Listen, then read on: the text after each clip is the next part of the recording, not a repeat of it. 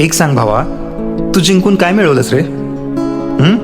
कोणासोबत तरी भांडण होतं, मग तो जवळचा मित्र असो किंवा घरातलं कोणीतरी.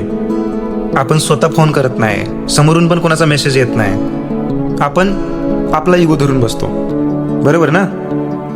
आपल्याला वाटतं मी का वाकू, माझी काही चूक आहे, मी का आधी बोलू, है की नाही? आपण स्वतःला ना खूप मोठे समजतो तिथं, अख्खं जग जिंकल्यासारखं वाटतं आपल्याला. पण कधी शांत बसून एक विचार केलाय का की त्या इगोच्या नादात आपण काय गमावलं? एक हक्काचा माणूस, एक जुनी मैत्री आणि अशी माणसं जी कदाचित आपल्यासाठी खूप महत्वाची होती.